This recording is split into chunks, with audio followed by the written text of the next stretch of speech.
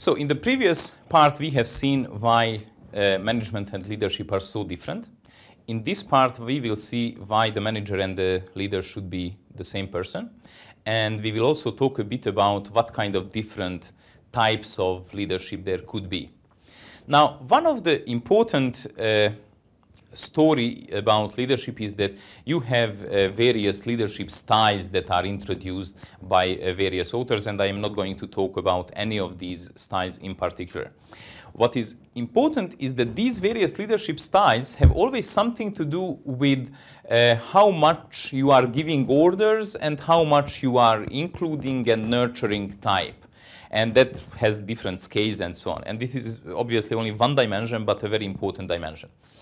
If you think about the previous example that I mentioned about the captain of the ship, that on calm sea you are discussing, including, and so on, and when it is storm, then you are giving orders. That means that it is not only about your style. It is not how you like to behave, whether you are giving orders. It is based on the situation in which you are leading people in that particular moment.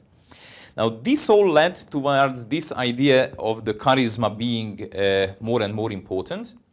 And what Henry Mintzberg says is that this idea of charisma was developed so much that business schools wanted to produce charismatic leaders.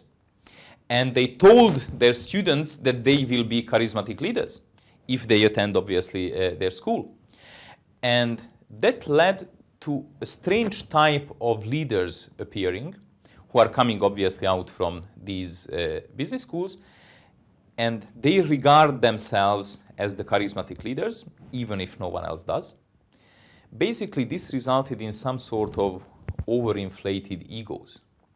So the idea was that because the times are more turbulent, more changes are happening, it means that we need to cope and focus more on the changes, which is according to Kotter leadership. That led towards this overemphasized importance of the leaders, especially as opposite to the managers, and the management was described as some sort of less important thing. Now, Mintzberg says that this is all the reason for the problems that we have in the economy these days. He actually says that there is no crisis of economics at all. What we have at hand is the crisis of management. And the crisis of management comes from this idea of leadership, which puts the leader too high also on salary scale as well as on the organizational structure. You can sometimes see organizational charts where the leader is pictured outside the corporate hierarchy. Why? Because they became some sort of super PR people who are just talking about the organization and making them popular and so on, and also doing the same thing internally towards their own employees. But they tend starting to lose touch with what their organization is about. Therefore, Mintzberg says that we should not do this about leadership. There is some role for leaders, but only to the extent that it facilitates organizations becoming communities. And therefore, he says that probably it would be better if we abandoned the whole leadership idea and we talked about communityship. Now, the leader who makes you feel your organization, your community, that's the leader that Mintzberg would like to see. That also means that the leadership is not tied so strongly to one person. For example, you have your teams in which you are working. You are coming from different specialties. So some of you are specialized in marketing, some in finance, and so on. And there may be different parts of your projects when one or other of these specialist fields becomes more important. And sometimes when teams are working well, incredibly well together, then that person who is specialized in the particular field is simply naturally taking over the leadership for that part of the project. And then it passes to another one and so on. This whole thing is about the relationship between the individual and the organization. And this can be traced back to Drucker, who was the first to talk about organizations as communities. After that, Charles Handy was mentioning, based on Drucker, that when your organization is less similar to a military establishment and more similar to a village, that's when you can think about communities. And Mintzberg also says that leadership is only one of those processes, of those social processes that are taking part, and all social processes are equally important, and only one of them is leadership.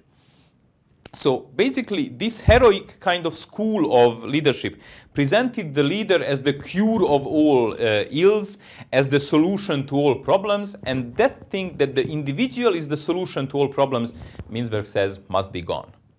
Now, he also looks at companies who are characterized by communityship as the opposite of what we call the lean and mean organization. And you will hear probably quite a lot about the lean and mean organizations in your later studies.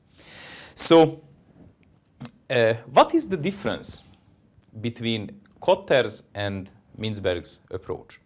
The main thing is that they do not have the same understanding of management and leadership. So the contradiction is not so huge, even if Mintzberg says that the worst thing that ever happened to management was that Kotter divorced management and leadership from each other. But how Kotter sees management is dealing with the complexity, dealing with the everyday things, and leadership is dealing with the change. What Mintzberg says is that management is about knowing what's going on in your organizations, and then you, of course, would not like to have a leader who does not know what's happening in your organization. So nobody wants that kind of leaders. And obviously, this also means that we are getting a bit back to the file type model, that all your managers have to be also leaders to some extent, and all leaders need to do some management, but it depends again what you mean by management and leadership. The other thing that I wanted to share with you is that there are different types of leaders, even if the leadership style is not what I am talking about. And I like to distinguish between leaders as action heroes and leaders as drama heroes. What are the action heroes like? Think Superman, or think about those fairy tale stories that you heard as a child, that the youngest son of the poor guy went over 7 seas and 7 countries, then slayed the dragon and saved the daughter of the king. Did he have any doubts? Nope. He knew what he needs to do. Go there, kill the dragon, and then save the princess. But it is not the only part. He also knew what the reward will be.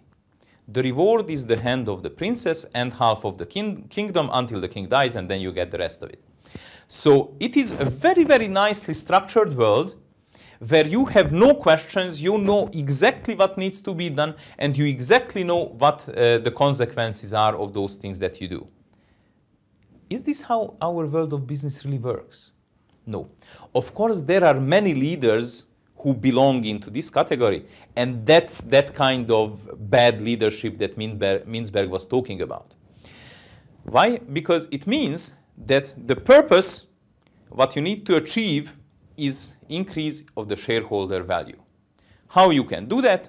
Push the costs down, get the income up, and your profit is great. And if you don't think about running your organization for a very long time, now let's think very extreme. What if you don't care that your organization will bankrupt tomorrow? What would you do then? How you can maximize your profit in that case? Very easy. You fire everyone, apart from yourself, obviously. Sell everything you have, not only the products, but also the machines, the buildings, everything. Income is on the top, costs are zero, so enormous profit. Well, in the meantime, you destroy your organization, but let's say that we don't need to keep it alive. Now, if you look at many of those leaders who were hired for a couple of years, I mean, they did not count to stay longer than a couple of years, because when you are making a couple of millions a month, then it is not really important to do it for a very long time. It is not that extreme as in my example, but the logic is not different at all. So push down the costs, but by doing so, damaging the future of your organization. The drama hero is very different. Think Hamlet as on the picture. What was the problem that Hamlet was facing? Whether I should kill the guy or not. What is the right thing to do? I cannot distinguish good from evil. I don't know the consequences of things that I do. I don't know because there are many things that I don't control, but I also don't know simply because the values are not clear enough. I would like to do the right thing, but what is the right thing to do? Will I ever know that I have done the right thing? Now, it seems that although there are obviously no answers to these questions, that this struggle, so having these considerations and going through this very, very tough mental process of struggling, trying to do the right thing, that this is what characterizes these drama heroes, and that is those very successful leaders which are, as in the good work sense, so who are successful and also ethically very good. How you support these guys who are struggling with what is the right thing to do? We developed as it is drama hero versus action hero, and we want to support the drama hero type decision taker, the drama hero leader.